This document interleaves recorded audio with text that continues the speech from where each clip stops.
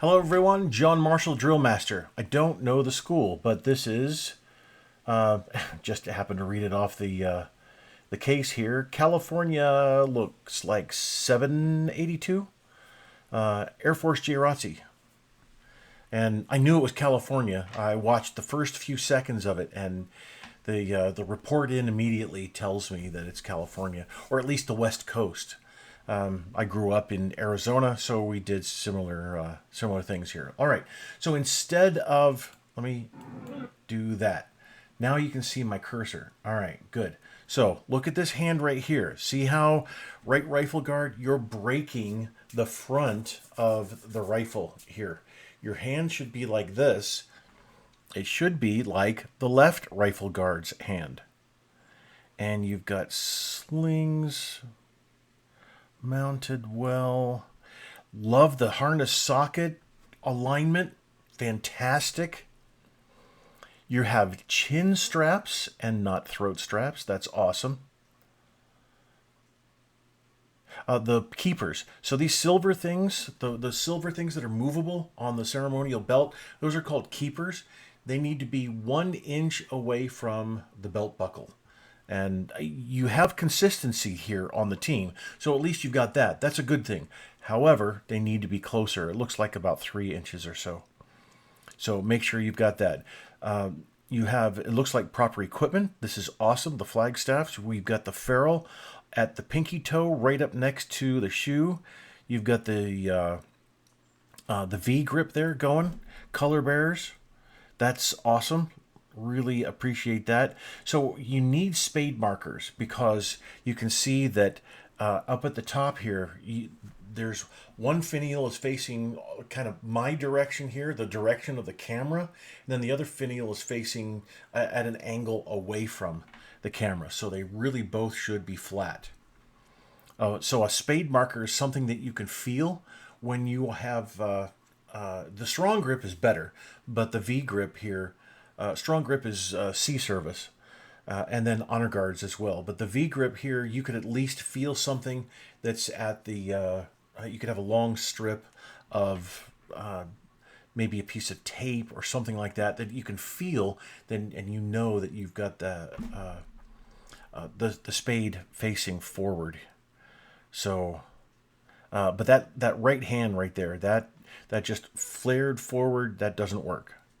Not at all. And also, right rifle, I'm going to pick on you a little bit.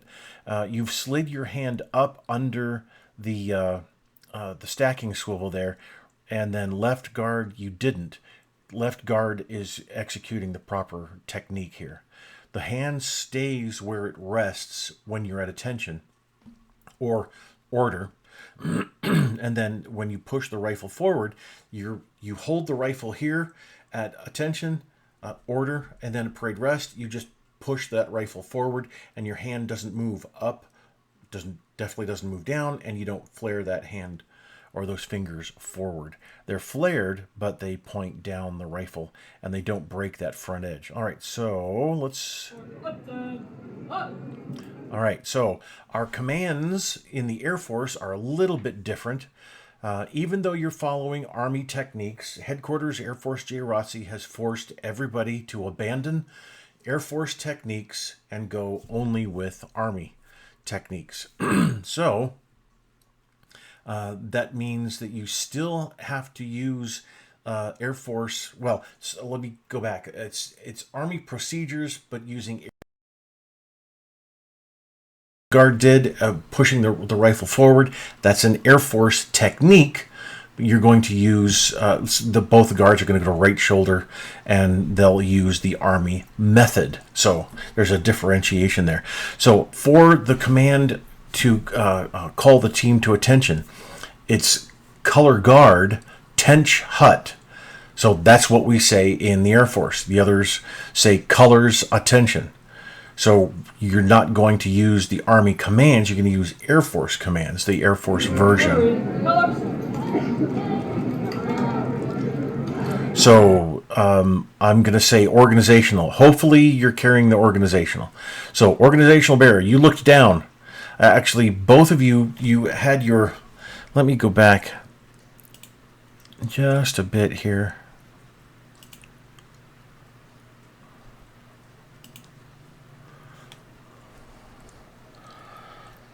So you should be lifting the staff with just the right hand. The left hand should be moving to the harness socket to guide the lower ferrule into the socket.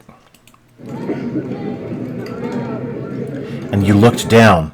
So you looked down, organizational bearer. You looked down because both your hands are on the staff. And yeah, it's all virtually impossible to find that socket there with the lower ferrule. So both of you lift with the right, bring that left directly to the socket, and then place that lower ferrule in. All right, I'm going to start here. I'm going to watch the guards. Up, up. Carry, colors. That was good. The same procedure. That was good. It looks like both forearms are horizontal. That's also good. The ending position there, but the timing there was just slightly off. So you can improve that. So the right hand. So you bring the rifle out. The right hand, you went smack, and then brought it to present. Don't smack the small of the stock. That's not proper technique. So you're going to bring the rifle out, slide the hand up to the small of the stock. My hands are closer together. I'm trying to keep them within the camera frame here, and then twist to go to present. Now watch this. Organizational bearer, why are you doing anything? You don't have a color there. It's cased. A cased color isn't saluted. Of course, it's the organizational, but it also doesn't render a salute because there's nothing there to render. So you really should remain vertical. Actually, you're supposed to not be vertical. You're supposed to, both color bearers are supposed to have a slight angle forward. Now, the slight angle forward, that's Air Force does the slight angle, so does the Army. And now Space Force as well does that slight angle forward. And we have done for many, many, many years. So what is that slight angle forward? How do we measure that? Well, your guess is as good as mine. What you can do, and what I recommend, since your hand is at mouth level, then what you can do is come out maybe 6 inches or so. That's that slight angle forward. And then use that as a guide. So organizational bearer, while you're at carry, then you're going to match the angle to your right of the national bearer. But you don't dip when you're staff, unless the SOP tells you to. You don't dip for present when your colors are cased, because there's nothing to present. Guards are going to go to present, but that's it. So speaking of guards, right hands look good. You're wrapped around the small of the stock, but it looks like your rifles are pretty much up against your torso. Now, it's a little dark and I can't see it. The camera's a little far away. So just want to mention that you're going to take your fist. The average man's fist is about 4 inches, and that's where we get that distance. So the rifle's going to be up against the fist. Your fist at the sternum, the breastbone there, and that rifle then is right up against the fist. So 4-inch distance when you're at port and also when you're at present. Good afternoon, sir. C-72nd Air Force, your orders and obstacle of our team. Dispatcher requesting to enter your regulation drill at sir. All right, so yeah, definitely no hardly any gap right here for right rifle. And it looks like you need a haircut too there, my friend.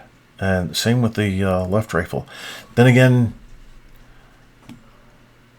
well, whatever. Left hand should be at the and I don't have a rifle in here yet. The upper receiver, that long metal piece, that's the upper receiver. At the top of the upper receiver is where your pinky should rest when you're at port. Well, it's the same thing. You just draw a line straight across. That's where your pinky should also rest. So that left hand needs to come down for the right rifle guard a little bit. It looks like left rifle guard is low enough, but still might not have the distance, that 4-inch distance from the chest. So, one thing here. Thank you, sir. Going back to right shoulder. All right. So, both of you went to port, and then you dropped the right hand to the buttstock and started to carry the rifle over with the left hand and the right hand. You're not supposed to do that. The rifle is supposed to leave the hand, and then when the rifle hits the shoulder, the left meets the rifle. The L of these two fingers are at the end of the bolt there. And so both of you are kind of carrying the rifle over, then bringing your hand down. So try not to do that. You're going to come to port, buttstock grab, and then place over. Your hand immediately goes over. So, Commander, your command here is forward. It's dropping, and it's not supposed to drop. What we have is what we need. And what we have written in the manuals is inflection. So there's the volume inflection of forward, getting louder, but also coming up in tone. That's also inflection. So there's two types of inflection there. So you're going to give forward, harch. Now, Air Force says harch. If judges are going to have a cow about that, you can just explain it to them afterwards. It's not a problem. Everybody used to say harch. Air Force still does. All right, so anyway, got to have that inflection in there. So timing on that first step. Whoop, went back too far. Sorry. Let's watch that first step again. So right rifle guard, you are slow there on that push off. So as the commander says, forward, march. Forward, you're triggered in your mind. Okay, now we're going to march forward. We understand that, or else you wouldn't be on the color guard. So when the command march comes out of the commander's mouth, push down with the right heel, forward, march, push down, go. Forward, march, go. It's that push down on the and beat. So if you understand music, it's 1, 2, 3, 4. And then in between the 1, 2, 3, 4 is half notes. And it's 1 and 2 and 3 and 4 and forward, march, and go and step. So if you think in your mind the mnemonic push step or and go, either one, it works very well. Push down with the right heel into the marching surface so that you create momentum forward. And see how you have you kind of have a ripple to the feet as if you had taps on the bottoms of your shoes, you'd hear click, click, click, click, click, click, click, click. Now, not that slow. It would be brr, brr, brr, brr.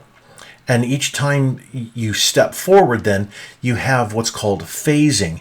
You're in step. That means the left foot is moving forward at the same time. The right foot is moving forward at the same time. You're all on step there, but you have phasing, which means that the steps aren't happening exactly as they should, all simultaneously.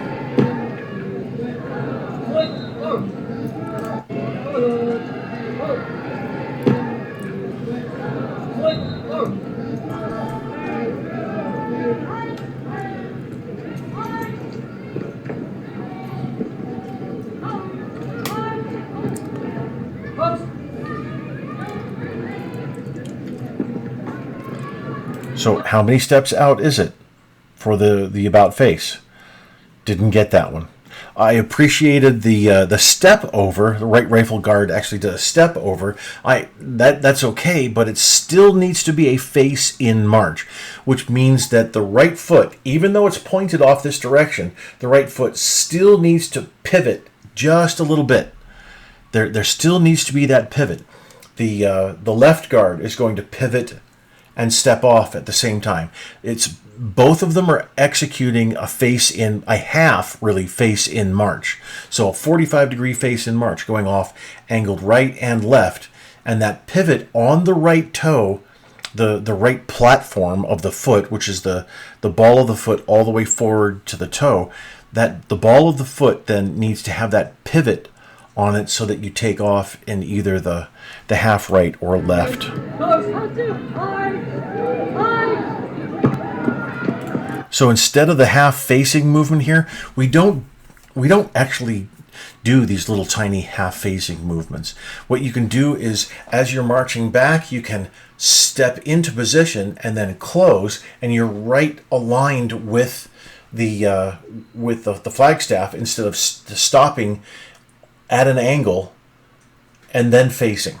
So both of you can do that. Now, if your inside foot lands, then it would be step, step, step, and then step around to I hope I'm being clear, to enable you to stop facing the staff.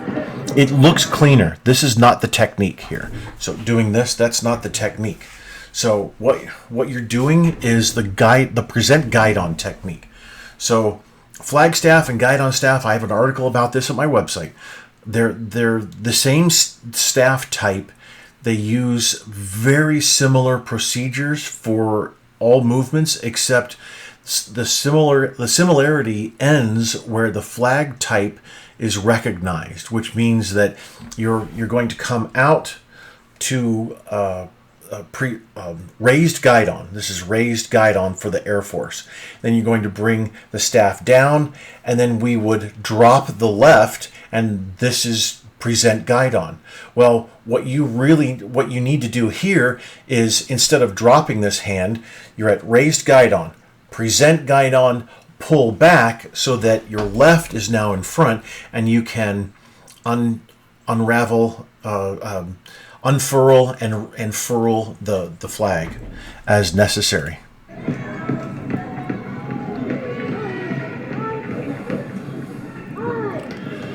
So guards, you're not working the same here. If you right rifle, if you are ahead, you've got that the pull tab undone or untied, however that system works for your cases. You've got it taken care of. Keep your hands right there, just like this. Just keep them there. Then when you're finished, you can with the left guard, when he's finished, he's got maybe a little bit of a struggle. Then both of you can start from this position. So he's here, he struggles a little bit, he brings his hands up. As soon as they come together, then you both reach out. Then you continue with this. Instead of you, right rifle, having that right arm out this whole time going, come on, come on, come on, come on, come on, catch up. It's not a good flow to your work that you're doing here. When you're ahead. Okay, so here's how to avoid that. So you bring that hand out, but don't hold the case. See, as soon as you start to step out, you're holding the case and you're pushing the case. The case isn't going anywhere because it might get stuck at the spade. The flag material is holding the case material as well. It's going to rub against it. It's not slick on the inside. So what you need to do is you need to step out with your outside hand. Both of you need to step out with the outside hand and just slide the hand along the case until you get to the end. When you get here, you're both it looks like tall enough and have a good arm reach. When you get to so that your outside hand is out here at this triangle shape where the spade is, then you can easily, as your hand is sliding, you start to grab, then you can easily pull and then step off with the case. But see, you're both pushing, and it doesn't work. So avoid this scenario completely. See now how you grabbed it right here. That's exactly where both of you should have grabbed it.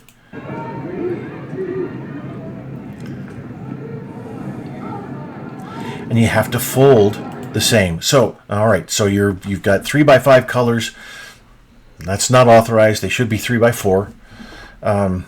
But be that as it may. And you have the California, which I could have guessed. So don't do this for your unfurling. Don't raise it up immediately. What you need to do is, again, have both hands in front of you so that you can easily. This isn't very easy doing this, and obviously it's like I said, it's not proper technique. So you're here, and you can then unfurl the flag, but when it goes past your line of sight, you don't know when you're finished. What you need to do, and what the technique is it's been this way for over 100 years. You bring the flag all the way down as far as it will go. Now, the reason why 3x4 is because most everybody can handle that height. You just have to be exceedingly short to not be able to handle that. Well, since this is these are 3x5 colors, what you're going to do is unfurl the flags together. They raise together. They don't raise separately and at different times. So you have both of the staffs horizontal. You unfurl the flag so far, and then you're going to raise the flag a little bit, unfurl, raise. Now it's not supposed to be so mechanical. All right, you're going to unfurl and then raise and unfurl, and once you're finished, you need to raise enough to where you've got your cap on so that you can see the spade is flat. All right, as soon as the spade is flat, then what you're going to do is bring the staff up and in to your harness socket, and you're good to go. Here you won't be able to see it, and you're both you've got completely different positions of the staff, and I bet you won't have the flag completely unfurled. Nope, you don't. The U.S. is unfurled. The California isn't. All right, don't drop your arms. Let's see. Hold on just a second here. I think you've got that. Yeah, you do. Great. You've got the cases in their proper. You've got the proper hold technique. But instead of having the case look like this, really long, it should be folded, and then you should be carrying it like this. You want it much smaller, folded like this, so that it's at your side. Now, when you bring your hand, you're at sling arms. You're going to bring your hand up and hold that sling. From here, you don't drop your arm. You render the hand salute. Once you're finished rendering the hand salute, you complete it, not initiate it, but complete it by dropping your hand all the way down, then back up, and then drop your left.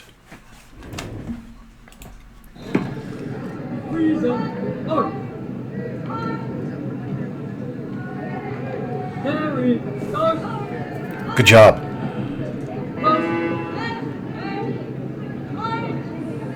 So neat arm swing there, guys.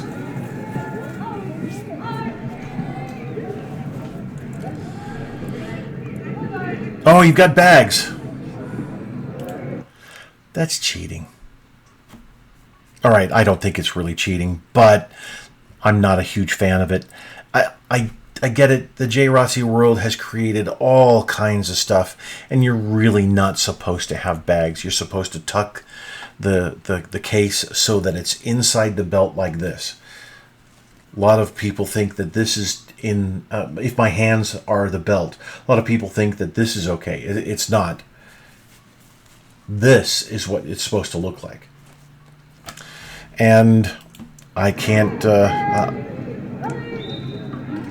tell you one way or the other about this, but the cases really should not be authorized.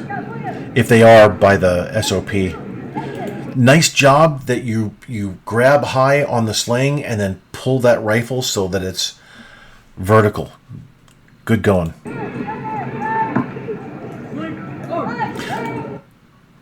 Did you say unsling arms? Maybe you did. There is no command for this. So, except for tighten slings. That's the command, tighten slings. However, like I was saying, there is no command for this. It's automatic. So don't say anything. As soon as you come to a stop, pull that rifle out, place it, tighten the sling, go back to right shoulder. Unless it's in the SOP color sequence, the command of tighten slings, then don't call anything. It's automatic. Now, you probably said unsling arms. Well, that's not unsling arms. Unsling arms is bringing the rifle to order with a loose sling. That's unsling arms.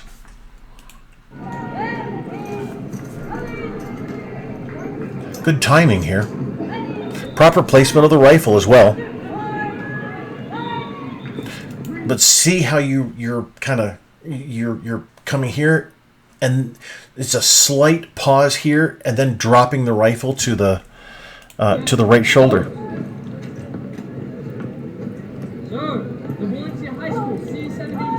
Valencia High School, I think. I heard.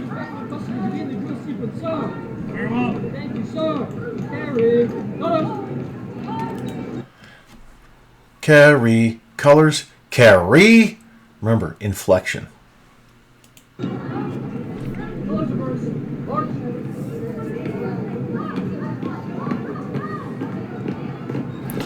So it's not a whole series of half steps.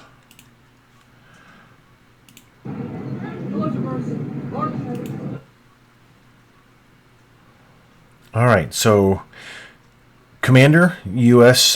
bearer, you should be executing a face-in march to the left, taking a full step over, bringing your feet together, and then marching in place and turning in 6 steps.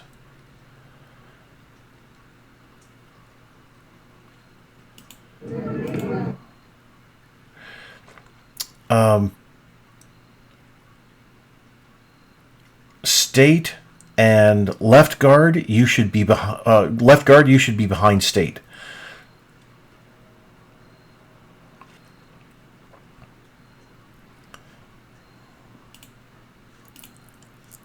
Oops. Oh, crud.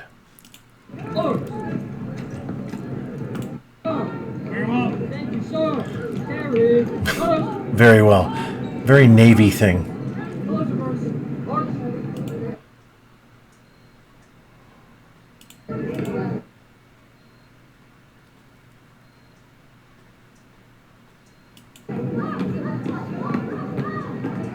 Yeah, so left guard, you just continue to take these little tiny steps, and it's a whole bunch of steps to get to where you're going. There's actually a step count to all of this already devised. So look it up in the training circular. I don't have it off the top of my head. I've written about it at my website. I have videos on it from halt and also from marching that you can use. And you're using the flanking version, and which isn't really a version. It's just made up. It's a series of faces in marching, which means that all of the pivots happen on the right foot platform, except for one, and I forget. But do your research. Alignment there.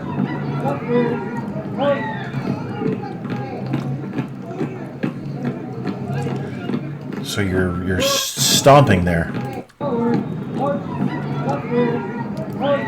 1, 2, 3, 4, 5, 6, 7, 8. Yeah, and you're speeding up as well a bit.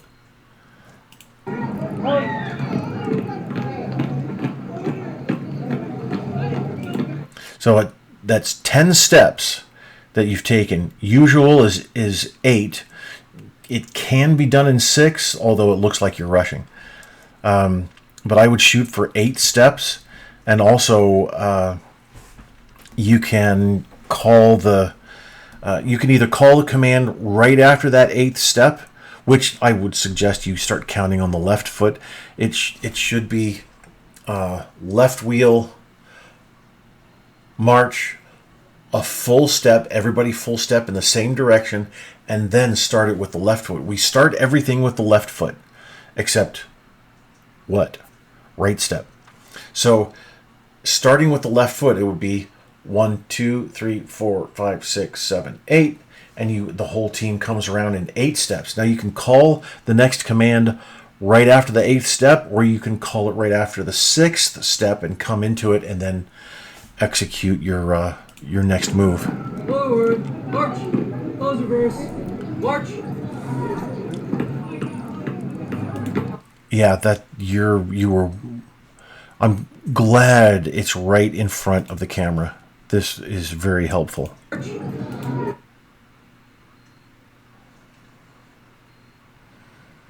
So you should be, right rifle, you should be executing 2 half steps. Both of you take a half step forward, execute what should be a right facing march. And here you should be taking a full step, no, 2 half steps, sorry, 2 half steps, and then you should be right behind with the 2 half steps and then hightail it with, I think it's another 2 full steps. But you're out of alignment here, and I can even tell here because you're stepping right on the line down there when he is over to the right of that line. But also, I don't know what happened here. So are you maybe waiting for the state bearer to move out of your way? You really can't. So both of you are going to take that half step forward and then face and then march, and he goes over and then you march past. So yes, you're right on his tail. It's kind of weird, but you can do it. It as long as you both are taking the same size steps, you're fine. And then he goes over here and you go past. So try to get this down. You really need to work on it.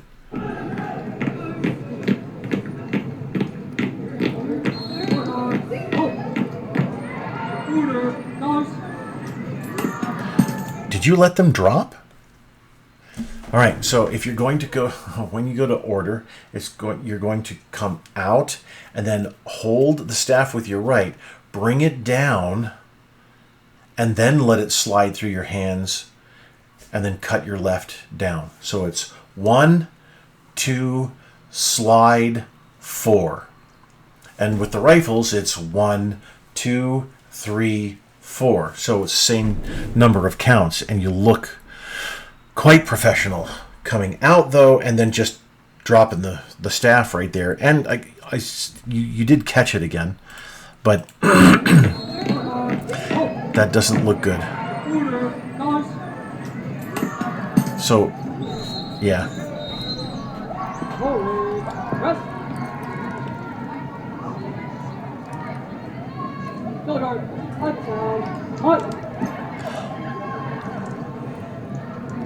Let's see how you recover from the lost clasp.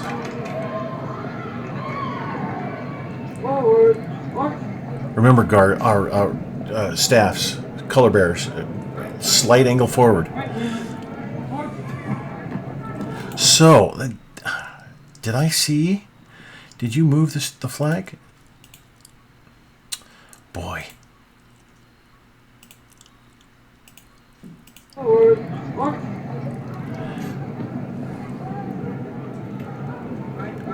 Yes, you both did.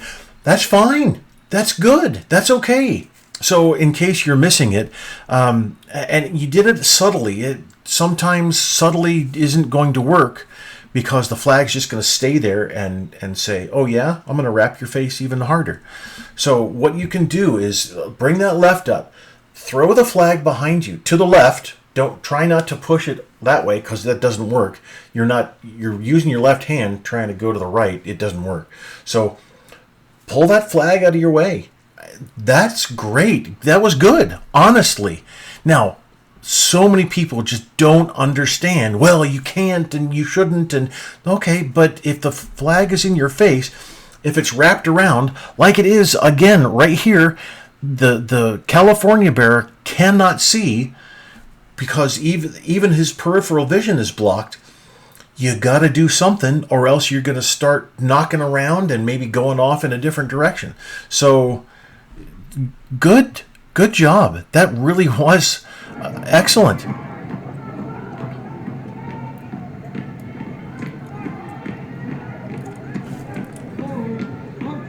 So try not to keep the team marching in place for very long. You're marching up, right wheel, hunch. 1, 2, 3, 4, 5, 6, 7, 8. Forward, hunch.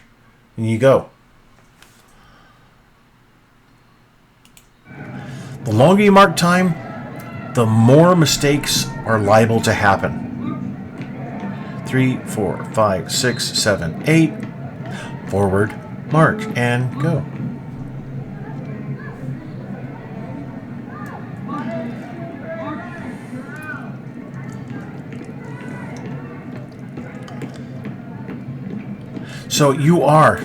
So right rifle, you're slowing down. You're slowing down your steps.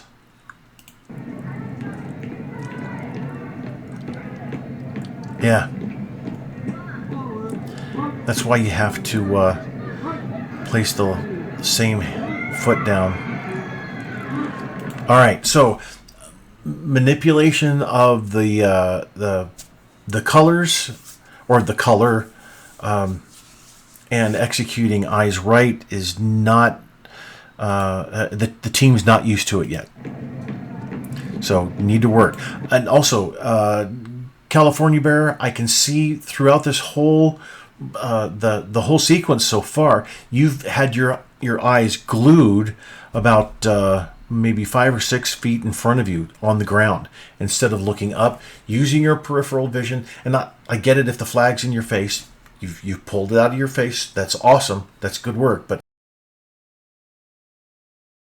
down just with your eyes, that tends to bring your chin down, and then your whole head is different from the rest of your team. So eyes right is called on the right foot. So eyes right, execute. So on that left foot, it's pop your head to the right, push that staff out for the California, and then ready front is called on the left. So need some work on that. But the recovery is good. Now, the recovery from the eyes right didn't happen all that well, because the left wheel here was a little screwy. But you immediately recovered as soon as you finished that wheel. So it's slow coming, but there is recovery there. So you know that things are happening that shouldn't be happening. Oh, well, the flag's out of your face now that your left rifle guard has taken care of the flag. You're welcome.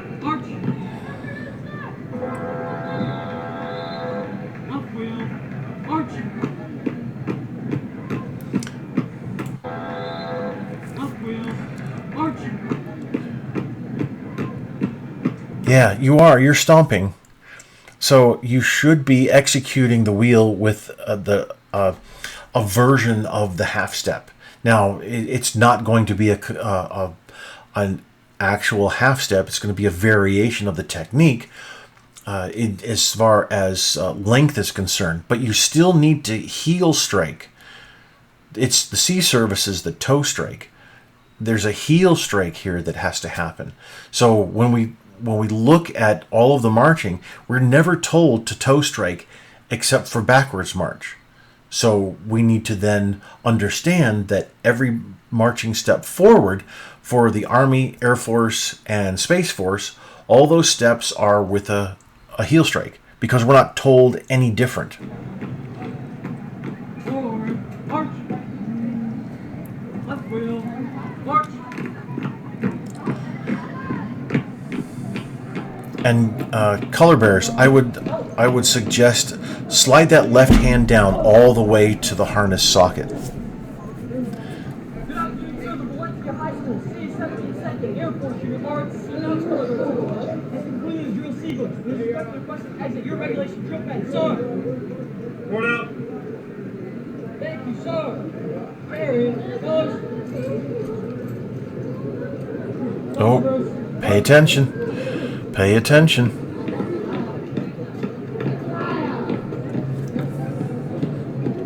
Forward, march.